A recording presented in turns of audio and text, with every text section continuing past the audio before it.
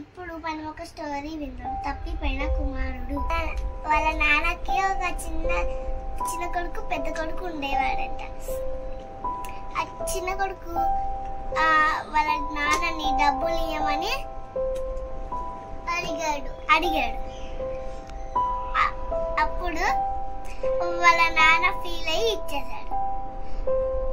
పెద్ద కొడుకు ఏమో ఏం అడగకుండా డాడీకి పనులు చేస్తూ చాలా మంచిగా ఉండేవాడు. చిన్న పిల్లోడు ఆ డబ్బుల్ని తీసుకొని చాలా ఆనందించి ఆ డబ్బుల్ని వాళ్ళ ఫ్రెండ్స్ కి అందరికి చెప్పి అన్ని డబ్బులు అక్కడికి ఇక్కడికి ఖర్చు పెట్టేశాడంట. ఇప్పుడు ఆ డబ్బులు ఖర్చు పెట్టాడు కాబట్టి ఇప్పుడు ఆయనకి ఆ చిన్న కొడుక్కి ఒకే ఒక డబ్బు మిగిలింది. అప్పుడు దాన్ని ఒక స్వీట్స్ తెచ్చుకొని తినేశాడు. అప్పుడు తినేసినాక ఇంకేమీ లేదు. అప్పుడు పండు తినే పొట్టుని తిన్నాడు. మనం అన్నం తింటాం కదా, ఆ చిన్న కొడుకేమో పొట్టు తిన్నాడు. పందులు తినే పొట్టు.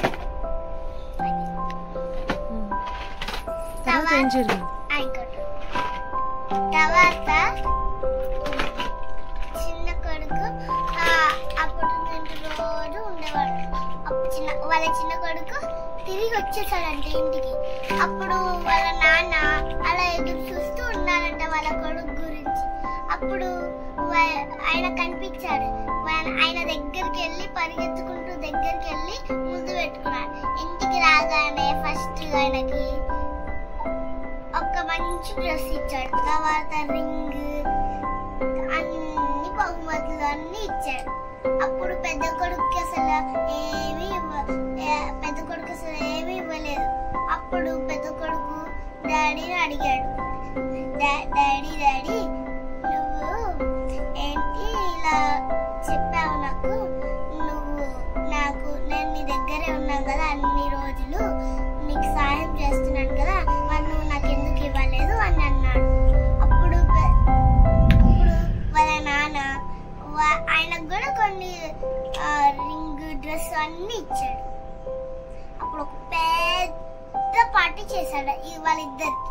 అయిపోయింది. ఈ స్టోరీ వల్ల ఏం తెలుసుకున్నారు? మోరల్ ఆఫ్ ద స్టోరీ ఏంటి? మనము మన తండ్రి దగ్గర ఉండాలి. తండ్రి చెప్పిన మాట వినాలి. తండ్రి దగ్గర మనకు ఏముంటుంది? అన్ని శ్రేష్టమైన ఈవులన్నీ కూడా మన తండ్రి అయిన దేవుని దగ్గర ఉంటాయి. సో మనం ఎప్పుడు మన యేసయ్యను, మన దేవుణ్ణి విడిచిపెట్టి వెళ్ళాలని అనుకోకూడదు అన్నమాట. యేసయ్య కూడా అలాగే అన్నమాట. మనము ఆయనను విడిచి దూరంగా వెళ్ళిపోయినా ఆయన మనని ఎప్పుడు ప్రేమిస్తూనే ఉంటాడు కదా. ఆయన మనల్ని ప్రేమిస్తాడు.